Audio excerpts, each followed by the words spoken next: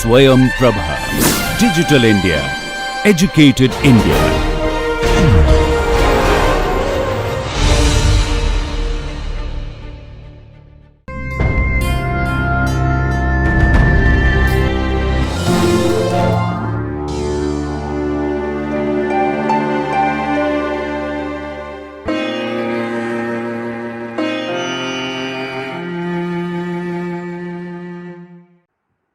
Hi everyone, this is Mallika Pathak from Miranda House, University of Delhi, starting a course on gaseous state for the students of BSc Honours Chemistry and BSc with Chemistry.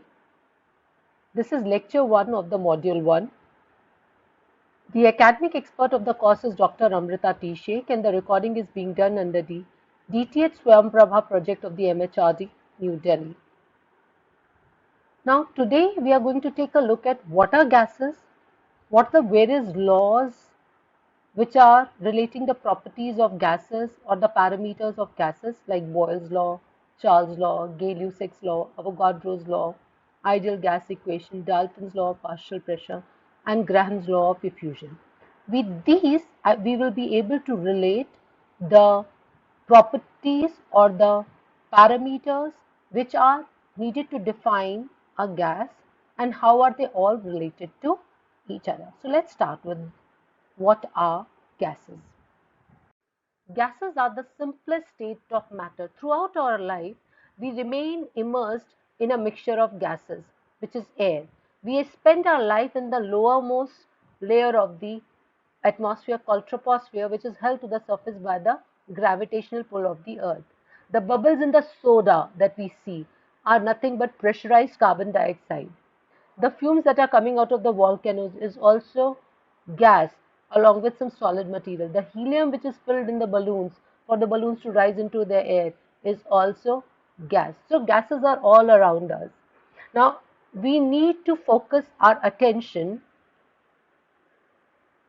on the behavior of substances which exist in the gaseous state under the normal conditions of temperature and pressure. So let's take a look at the properties of these gases. Now gases are highly compressible in nature. So if you compress a gas by applying pressure, it can be compressed to a very low volume. And if you remove that pressure, the gas volume will increase. Because the gas are ever expandable in nature, they take the volume and the shape of the containers. So if you put a gas in a container, it will occupy all the space. So what we say is that there is no fixed shape and volume of the gas. They take the volume and the shape of the container. If you talk about the pressure in a container is due to the gas exerting pressure throughout. So gas molecules will collide with the walls of the container, all the walls of the container, and exert a pressure. So gases exert pressure in all directions. They are thermally expandable. So if you heat them, they expand. If you cool them, their volume decreases. Among another property is viscosity. We know that within the fluids, so what are fluids? Gases, liquids, solid together are called as gases, and liquids are called as fluids, whereas solid is a solid. So within the fluids also, the liquids and the gases have low viscosity. And these fluids have lower viscosity as compared to solids. In fact, the viscosity of the gases is very, very low as compared to that of liquids and solids. They also have low density. So the low density of the gases is very much low as compared to liquid, which is lower as compared to solids. Also, one very, very important property is that gases are infinitely miscible. That is, they are miscible in all proportion. You take any proportion of gas and they are miscible. In fact, air is a mixture of gases. So these are some of the properties that you are already aware about the gases. Now, the simplicity of the gases is due to the fact that the forces of attraction between their molecules are negligible. Their behavior is governed by some general laws which were discovered as a result of their experimental studies.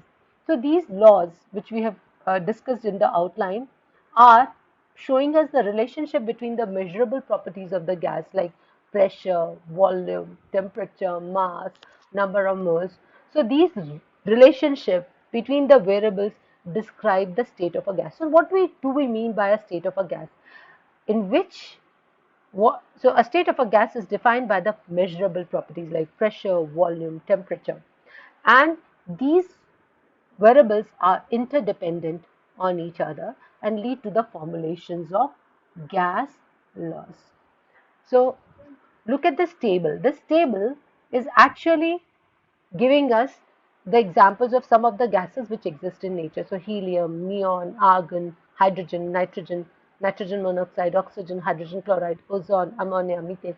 These are the common gases which are found at 1 atmosphere and 25 degrees centigrade. These are the molecular masses, but these are the gases which are existing there under the conditions of 1 atm and 25 degree centigrade. So one of the most common property. So we know what is the temperature. We know what is volume. We know what is number of moles and mass.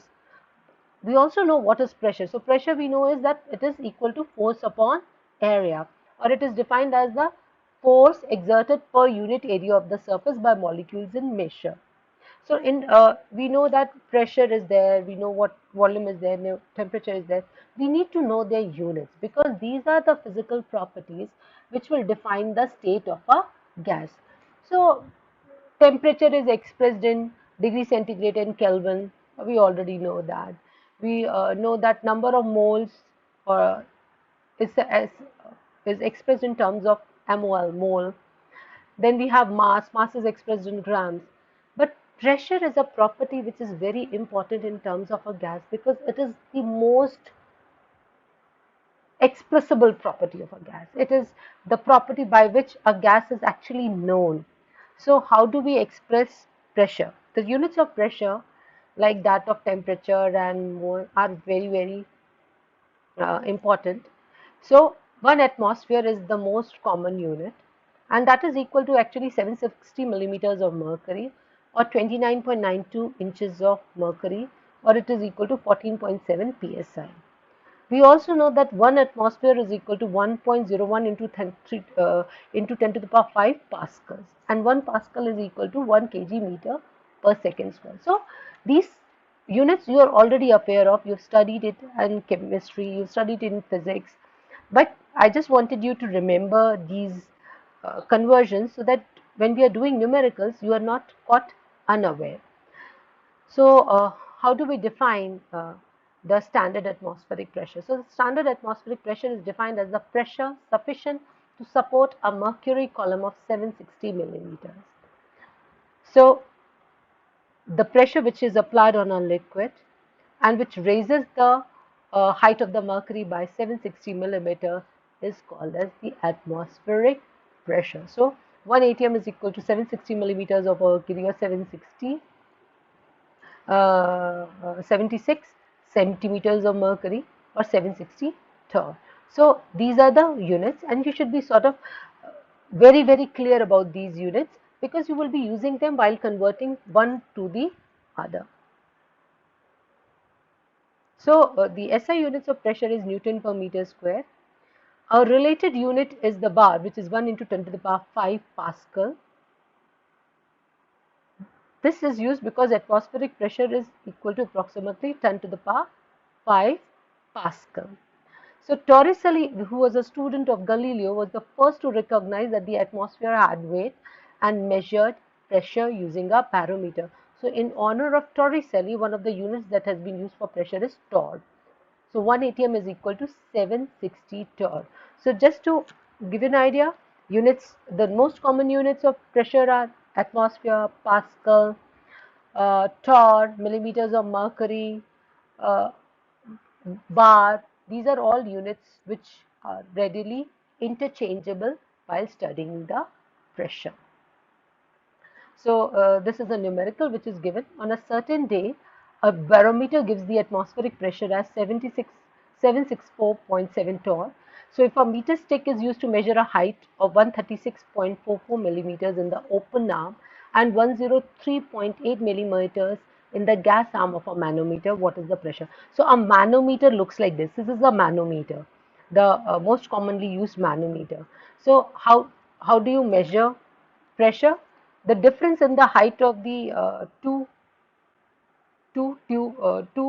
vertical columns is 32.6 millimeters. So gas inside will have greater pressure than the atmospheric pressure. So the total pressure will be 764.7 plus 32.6 millimeters of mercury, because the difference in the height was 32.6. So the value that comes out is that the gas inside has the pressure of 797.3 millimeters of mercury. Now this millimeters of mercury can be converted into ATM if you divide by 760, can be converted into kilopascal if you multiply by 10.325. It can be converted into bar if you divide by 100. So this way, in any numerical, if you are given the values of pressure in some units, you can convert them into other units. So let's start with the gas laws. And these gas laws, I've already said, are actually showing us the interdependence of the variables which lead to the formulation of the gas laws. And a large number of experiments have been carried out which relates these four variables like pressure, volume, temperature, mass, moles, etc. So let's look at these laws. The gas laws that we are studying now are based on the research that has been carried out for centuries and centuries. The first attempt in this direction was made by Boyles, who gave the Boyle's law. This was followed by the attempts of Charles, Gay-Lussac, and Avogadro's, which led us to the formulation of various laws and our understanding of the gases and their properties as we know them now. So let's start with the Boyle's law. Robert Boyle is largely regarded as one of the founders of modern chemistry. He, in fact, wrote a book called A Skeptical Chemist, which marks the introduction of the scientific method, a definition of elements and compounds, and he refuted the concept of alchemy and magic potions in this book. Now let's look at this diagram. This is a diagram of a scientific lab which is imaginary in nature and has a theoretical gas which is confined in a blue container. Now, why are we looking at this diagram? Because we want to understand the relationship between any two properties. And in a scientific manner, if we want to do that, we need to fix two of the properties of the gases and then study the relationship between the other two. If we vary one and the other varies, we will see the relationship between the two which have not been fixed. So if I want to study the relationship between any two parameters, I need to fix the other two parameters as constant. So in this blue container, we have a theoretical gas. The volume of the gas is shown in yellow and the pressure on the gas has been varied using a red color piston which has weights kept on it. These are green colored weights. Now, I just said that in a scientific manner, if you want to study any of the two primary properties, I need to fix the other two primary properties. So, the two primary properties that have been fixed are mass or the amount of the gas, because we are not adding any gas in or removing it. So, the mass or the amount of the gas has been fixed, and these black color dots represent the number of moles of the gas. The other quantity that has been fixed is the temperature, which has been fixed at 300 degrees centigrade. Now, when we have fixed the mass or the amount and the temperature, then we are left with two properties which are pressure and volume, and we will be able to study the relationship between pressure and volume because we have fixed the mass and the temperature. So what happens is, if you increase the pressure on the piston using the weights, the volume of the gas decreases because we know that the gases are highly compressible in nature. In fact, if you remove the weights, what you see is that if you remove the weights, if you increase the weights, the volume will decrease. If you remove the weights, the volume will increase. So this will allow us to understand this. So just see in this diagram, when the pressure is low, the volume is high. When you increase the pressure, the volume decreases. So with this, we are able to understand the relationship between pressure and volume. So the Boyle's law therefore can be stated as, at constant temperature, the volume of a fixed mass of a gas varies inversely with the pressure. That is, V is inversely proportional to P when N and T are kept constant, where N is number of moles and T is the temperature in Kelvin. So V is inversely proportional to P, or when you have a proportionality symbol and you want to remove it, you put a constant of proportionality. So when you remove the proportionality sign, you put a constant of proportionality. So PV is equal to K1. Here K1 is the constant of proportionality. So this can also be stated as PV is equal to K1 or PV is equal to constant. So I am repeating what is Boyle's law. At constant temperature, the volume of a fixed mass of a gas varies inversely with the pressure. This constant of proportionality K1 depends on the amount of the gas, temperature of the gas, and the units in which P and V are expressed. This can also be written as Pi Vi is equal to Pf Vf, or P1 V1 is equal to P2 V2, where P1 is the partial pressure of the gas initially and V1 is the volume, or Vi is the volume initially. P2 or Pf is the pressure afterwards and Vf is the volume afterwards. Now let's look at these two graphs. These two graphs are the most important conventional ways of representing Boyle's law graphically. So we plot a graph of P versus V, or P versus 1 by V. These graphs have been plotted keeping the mass and the temperature constant. Because the temperature has been kept constant, therefore these curves are called as isotherms. So P versus V isotherms. These are called as P versus V isotherm, and you get a hyperbolic curve. Now, when you change the pressure of a gas with volume at one constant temperature, you see this kind of variation. When the pressure is high, the volume is low. When the pressure decreases, volume increases. And this is followed for all temperatures.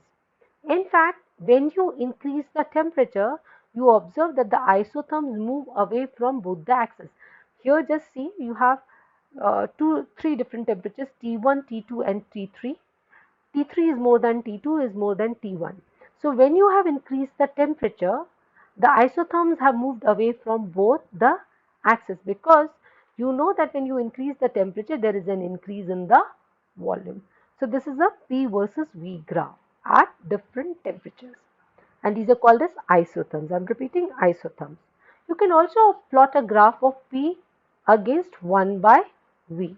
So if you plot a graph of P against 1 by V, this is a graph of the y is equal to mx kind of graph, and you get straight lines passing through origins.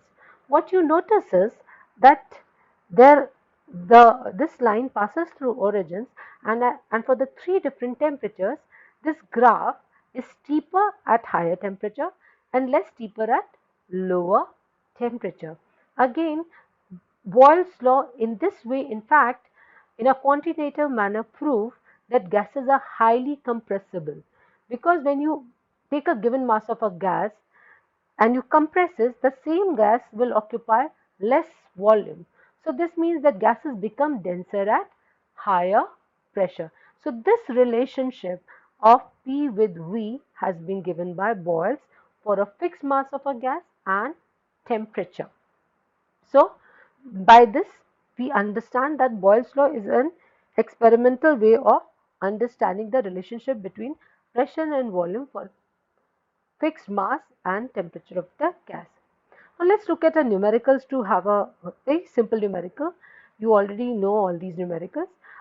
We have taken a sample of chlorine gas and it has a volume of 1.8 liter at 1 atm. Now if we increase the pressure to 4 atm, what will happen? Automatically we know that when you will increase the pressure, the volume will decrease. But how do we calculate it? We calculate it using the Boyle's law. So Pf Vf is equal to Pi Vi, or P1 is equal to P2 V2, whatever you want to use, and you use and you substitute just the values of the three, and you'll be able to get the value of the fourth unknown. So this way you can understand what is Boyle's law and where it can be used. Now let's start with the Charles law.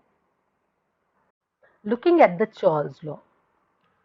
Now Charles and Gay-Lussac were working independently at the same time almost to improve upon the hot air balloon technology. Their investigations revealed that for a fixed mass of a gas at constant pressure, the volume of a gas increases on increasing the temperature and decreases on cooling. Now let's look at this again, the gas lab. We have a blue container. The volume is represented as yellow. The pressure is being changed using a red colored piston which has fixed weights now. Just see, now we have only two green colored weights kept on the piston. The pressure has been therefore fixed. Just see, the pressure has been fixed at 1.5 atm. Again, the mass is fixed because we are neither adding the gas nor removing the gas. And we all have already discussed that these black balls represent the moles of the gases. The only thing that are varying are the temperature and the volume. The pressure and the mass fixed. The varying things are volume and temperature. Just see, the temperature is changing and the volume is changing. What Charles and Gay-Lussac had observed was that for a fixed mass of a gas, at constant pressure, the volume of a gas increases with increasing the temperature. The volume of a fixed mass of a gas increases on increasing the temperature. Just see, V versus T, volume increases with temperature increase, volume decreases with temperature decrease. So Charles' law therefore can be stated as pressure remaining constant, the volume of a fixed mass of a gas is directly proportional to its absolute temperature. Now what is absolute temperature? Temperature in Kelvin. We are going to define temperature in Kelvin. So temperature in Kelvin is when we add 273.15 to the temperature in degree centigrade. So this cannot be done for degree centigrade. This is not small t. Small t with a degree is called as temperature in degree centigrade. This is capital T. So this is absolute temperature, temperature in Kelvin. I'm repeating. The Charles law states that pressure remaining constant, the volume of a fixed mass of a gas is directly proportional to its absolute temperature. So V is proportional to T when N and P are kept constant. Whenever we have a proportionality sign and we remove it, we could put a constant of proportionality. So V upon T is equal to constant, and therefore this can be written as Vi upon Ti is equal to Vf upon Tf, or V1 upon T1 is equal to V2 upon T2. So Charles and Gay-Lussac found that for each degree rise in temperature, the volume of a gas increases. Charles and Gay-Lussac found that for each degree rise in temperature, the volume of a gas increases by 1 by 273.15 of the original volume at 0 degree centigrade. So when you increase the temperature by 1 degree, the volume increases by 1 upon 273 of the volume at 0 degree centigrade. So Vt is equal to V0 plus T upon 273.15 into V0. So this is called as Charles law. So Vt is equal to V0, 1 plus T upon 273 plus 0.15. Vt is equal to V0, 1 plus T upon 273.15. Now here small t is nothing but temperature in degree Celsius. So if you plot a graph of volume versus temperature at different pressures, you see this kind of graph. And what was recognized by Lord Kelvin was that when you plot a graph of volume versus T, you see that the graph varies in a straight line, but this graph can be extrapolated to 0 volume, and the temperature at that time is minus 273.15. So this, he said, is the absolute zero, and defined a new temperature scale called as Kelvin scale or the absolute scale. So I'm repeating, when you plot a graph of V versus T, you see a straight line. This graph, when extrapolated, meets the x-axis at minus 273.15. Now this temperature where the volume has become zero, it's theoretical actually. The gases will all become liquids and solid when you cool them down to such low temperatures. But this is a hypothetical state that if you were possible to cool it down, any gas, to minus 273.15, you would find that the volume of the gas is reduced to 0 centimeter cube. So this is called as absolute zero and led to the new scale of temperature, which is called as absolute temperature scale or the Kelvin scale of temperature. So a better graph to represent this is this. If you plot, this was the graph that was plotted by Charles and Gay-Lussac. You plot a graph of V versus T and you get this kind of line. It was Kelvin who said that if you extrapolate, it meets at minus 273.15, or it can also be written as minus 273, and the point at which it does, the volume has become zero. So the Kelvin scale or the absolute scale came into being because of the Kelvin observing the Charles and the Gay-Lussac's graph and coming to a conclusion from this. So Kelvin scale is equal to 273.15 plus temperature in degree Celsius. Now, I just mentioned that Charles and Gay-Lussac were both working on hot air balloons. So the question that comes to our mind is, why do you always launch balloons early in the morning? I mean, obviously Charles and Gay-Lussac were working with hot air balloons, so it would look pointless if we don't ask question on hot air balloons. So just take a second and think about it, and then we will go to the answer.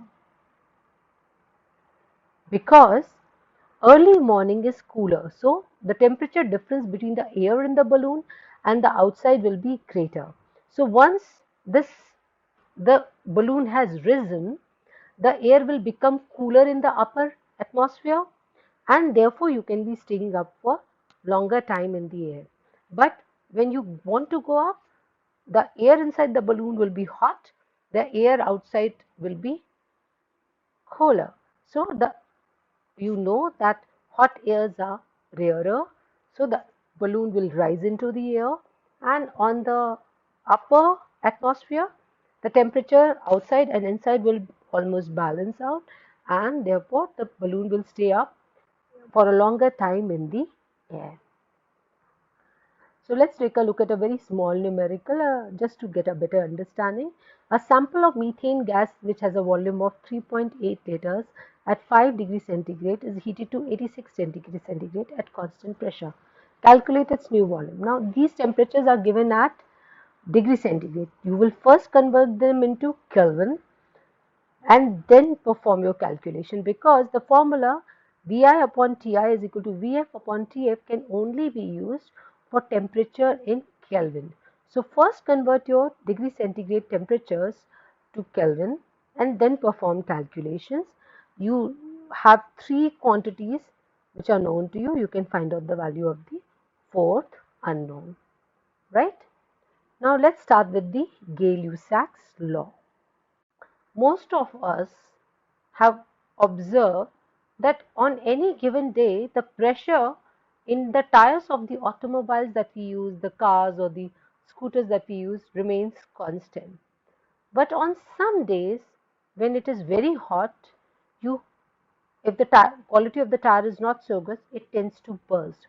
Or on a very cold day, or whether when it has rained, you see that your tire looks somewhat flat. Now this is because of the effect of the temperature on the pressure of the gas inside the tire. So this relationship was given by Gay-Lussac. Gay-Lussac was a very well-known chemist and a physicist, and he is most well known for his discovery that water is made of 2 parts of hydrogen and 1 part oxygen. there are various laws in which he has contributed and is known for them. Like we just discussed Charles' law, because they were working on hot air balloons, so he understood the relationship between the volume and the temperature. But the law that he gave was called as Gay-Lussac's law.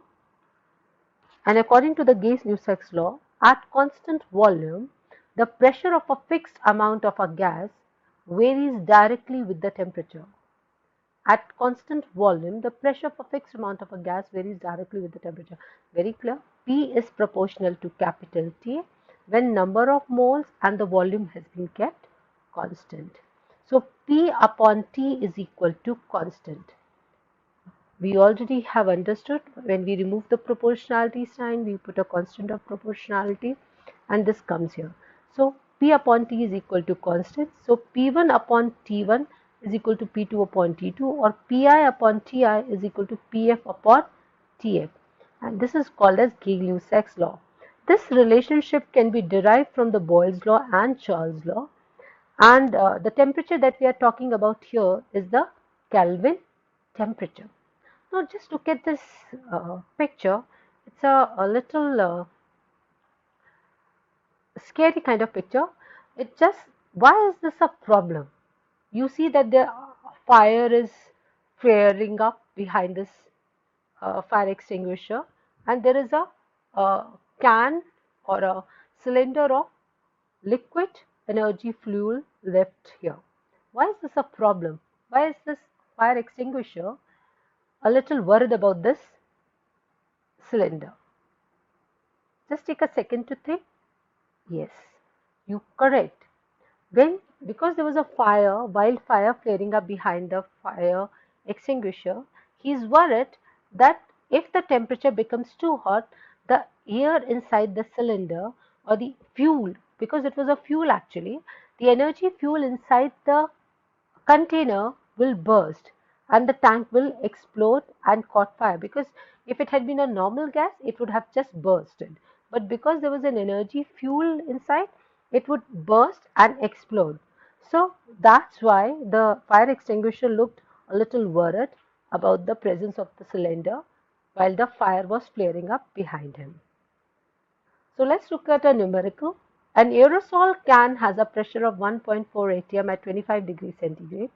What pressure would it attain at 1200 degrees centigrade, assuming the volume remained constant? Now the temperatures are given in degrees centigrade. We have to convert them into Kelvin. I did say that P1 upon T1 is equal to P2 upon T2, or Pi upon Ti is equal to Pf upon Tf can only be applied when you are assuming that the temperatures are given in Kelvin. So you apply, you know there are three unknowns given to you. You can find out the value of the fourth unknown by using the formula. Let's look at the Avogadro's law. This is the picture of the Avogadro. He was an Italian scientist and is noted for his contribution to the molecular theory, which is now known as the Avogadro's law. Now, what does Avogadro law state? It states that equal volumes of all gases under the same condition of temperature and pressure contain equal number of molecules. So, if you keep the temperature and the pressure constant, then the volumes are proportional to the number of molecules of the gas. So, as long as the temperature and pressure will remain constant, the volume will depend only upon the number of molecules of the gas, or in other words, the number of moles of the gas or the amount of the gas. So, V is proportional to small n. Here n is the number of moles of the gas, right? And when you remove the proportionality sign, you put a constant of proportionality, so V becomes equal to constant into n. Now, in tribute to Avogadro, the scientists have defined a term called as mole, which has been given the name as Avogadro constant. So, Avogadro constant is a quantity which represents the number of molecules or the ions or the species as 6.02 into 10 to the power 23. So, if you have these many number of molecules or atoms or ions, then you call it as 1 mole. So this is called as the Avogadro constant. This numerical number is called as the Avogadro constant, and it is, please understand, the mole is one of the 7 SI base units and is represented by Na. Now, since we have said that the volume of the gas is directly proportional to the number of moles, we know that 1 mole of each gas at STP will have the same volume, right? So, standard and temperature and pressure, what do we mean by that? It means when the temperature is 0 degree centigrade or 273.15 Kelvin and the pressure is 1 bar. So, STP 0 degree centigrade and 1 bar, this is called as STP. This value approximates freezing temperature of water at atmospheric pressure at the sea level. So, and at STP, the molar volume of any ideal gas or a combination of ideal gases will be 22.7 liters per mole. Earlier, we used to talk about 0 degree centigrade and 1 atm, and that used to be called as STP, and the volume occupied at STP was called as 22.4 liters. These days, we use the term called as SATP, which is 298.15 Kelvin and 1 bar, and that is right, that the gas at that condition occupies the volume of 24.8 liters, and they will contain 6.022 into 10 to the power 23 molecules, which is the Avogadro's number. So now we've studied Boyle's law, Charles' law, Gay-Lussac's law, Avogadro's law. The combination of all these laws leads to what is called as the ideal gas equation. A gas that follows Boyle's law, Charles' law, and Avogadro's law strictly is called as an ideal gas. Such a gas is hypothetical. It is assumed that intermolecular forces are not present between the molecules of an ideal gas. Real gases will follow these laws, but only under certain specific conditions where the forces of attraction between them will be practically negligible. Now, let's try and come up with the ideal gas equation. Let's put Boyle's law, Charles' law, and Avogadro's law together. We know that Boyle's law states that when T and N are kept constant, V is inversely proportional to P. According to the Charles' law, when P and N are constant, V is directly proportional to T. According to the Avogadro's law, when P and T are kept constant, V is directly proportional to N. So if we put all these three together, we get this equation: V is proportional to NT upon P. Now, whenever we have a proportionality sign, we know that we remove it by putting a constant of proportionality. So V is equal to R NT by P. This leads to what is called as ideal gas equation, which is PV is equal to N into R into T. So P is the pressure, P is the volume, N is the number of moles, R is the gas constant, which is also called as the universal gas constant, and its value is same for all gases, and T is the temperature in Kelvin. So ideal gas equation in fact is a relationship between the four variables and describes the state of any gas, and therefore it is also called as the equation of state. Please understand here that the pressure P is expressed in atmosphere, volume in liters, N in moles, R is the value of the universal gas constant, which the value of it will calculate later in the presentation, and T is the temperature in Kelvin. The R value that we are using here is 0.0831. Let's calculate how we got this value: liter bar per Kelvin per mole. Now, what is the limitation of the ideal gas equation? This ideal gas equation is only valid for ideal gases. The real gases obey these equation only under certain conditions, that is at low pressures and high temperatures, where the molecules of the gas are so far apart that the intermolecular forces of attraction between them are negligible. If the molecules are closer together, you will see that the deviations are observed. So if you have a Boyle's law, the Boyle's law will be perfectly obeyed by the real gases only under the conditions of low pressures and high temperatures. But if the pressure is increased too much, or then what you will observe is that there is a deviation.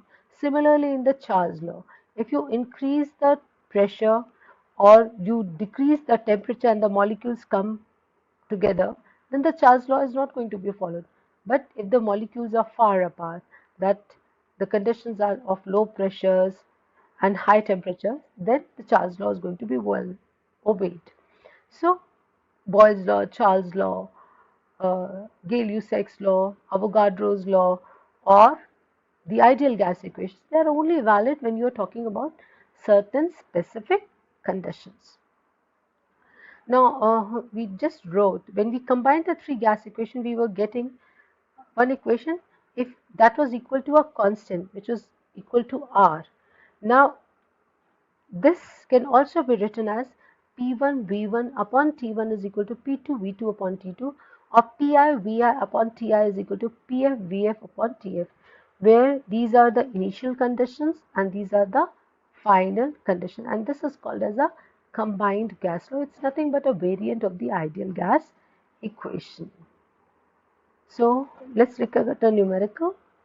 Because this has 6 uh, terms involved, if you know the values of 5, you can get the value of the 6th unknown.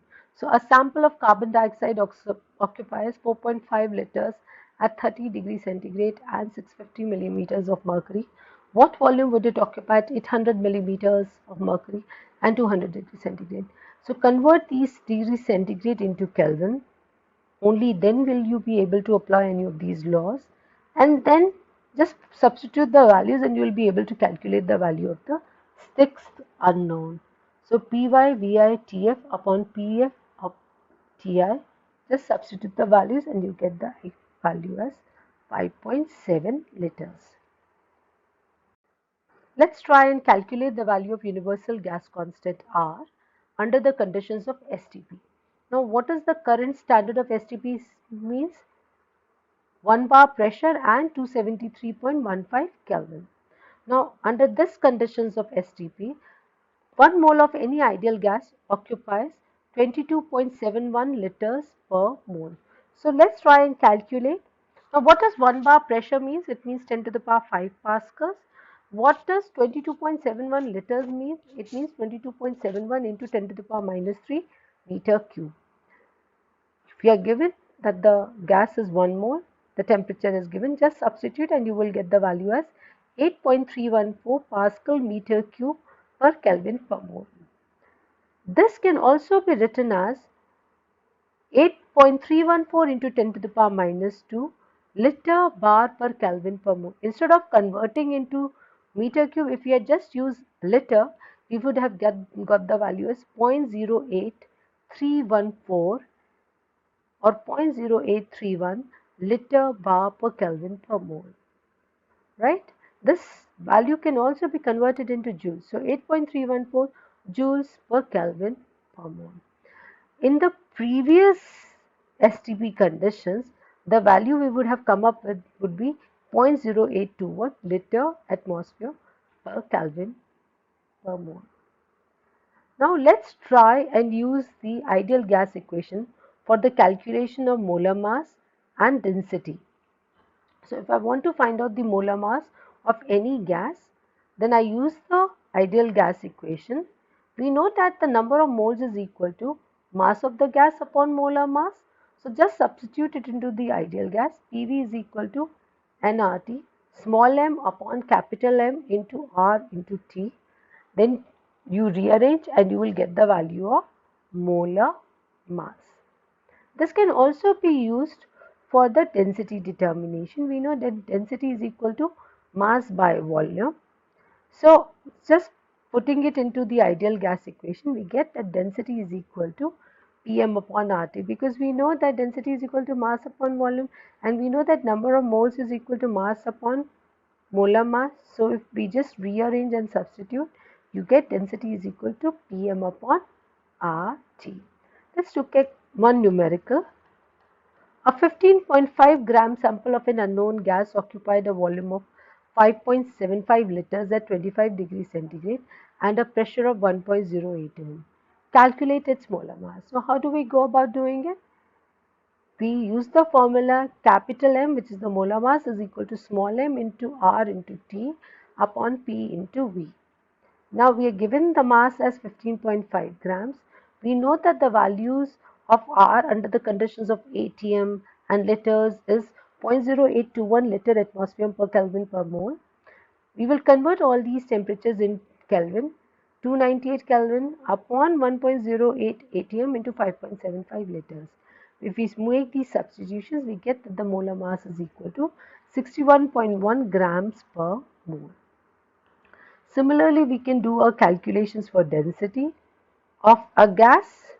So, we are given the molar mass, we are given the values of temperature and pressure. Just substitute D is equal to Pm upon RT. Pressure has been given, molar mass has been given, we know the value of R, we know the value of temperature in Kelvin, and we can calculate the value of density. Dalton's law of partial pressure was formulated by John Dalton in 1801. John Dalton is most known for his atomic theory in chemistry, law of multiple proportions, and his research in color blindness. Now, what does Dalton's law of partial pressure states? The Dalton's law of partial pressure states that the total pressure exerted by a mixture of non-reactive gases is equal to the sum of the partial pressure of the individual gases. What is the partial pressure? Because this is a term that we have come across just the first time.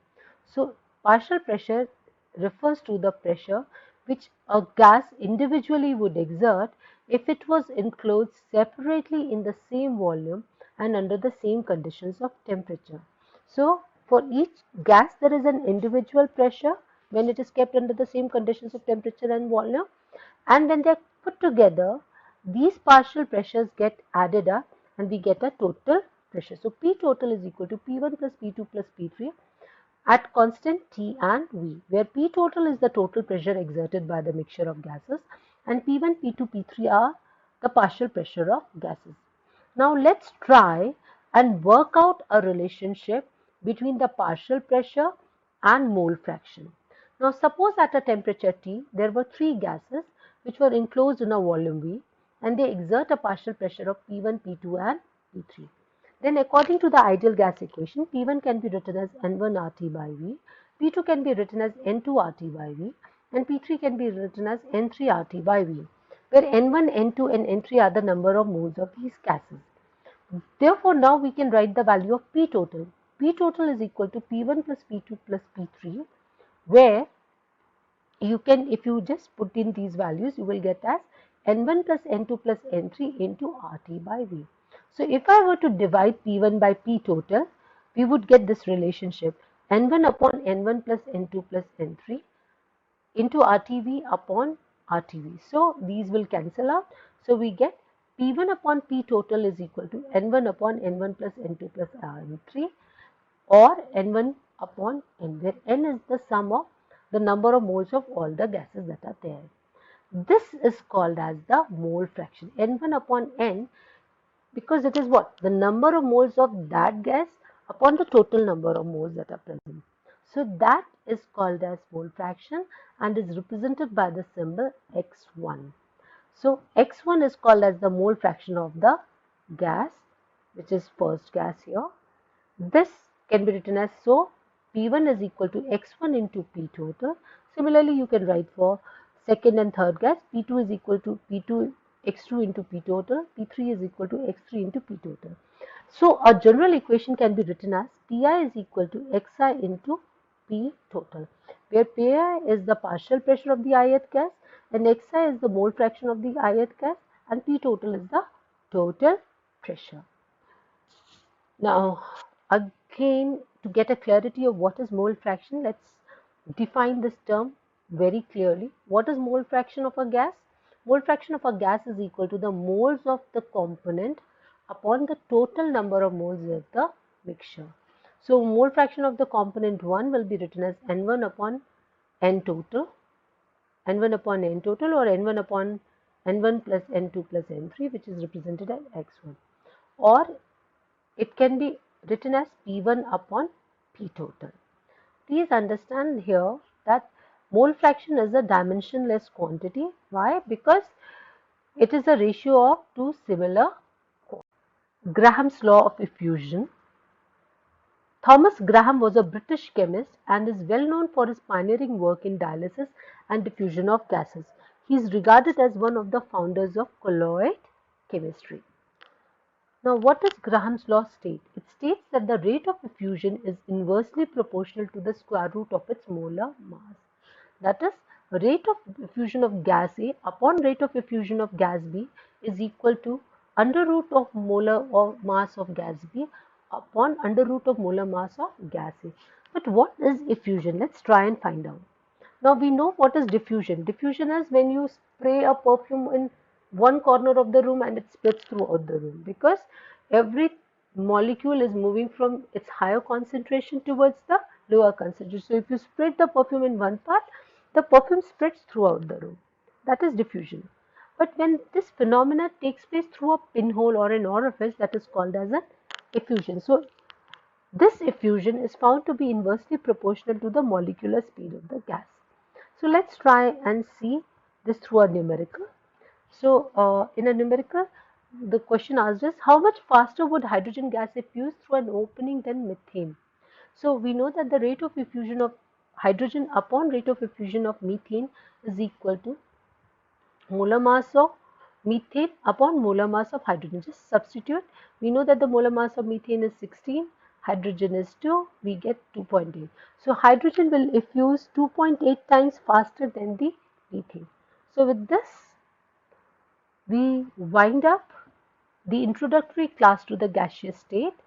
Today we have looked at what are the properties of gases, what are the various laws which show the relationship between the parameters of the uh, gases like pressure, volume, and empty, number of moles, and temperature. So these laws show the relationship between these physical parameters. Then we also talked about the ideal gas equation, which was actually a combination of these laws.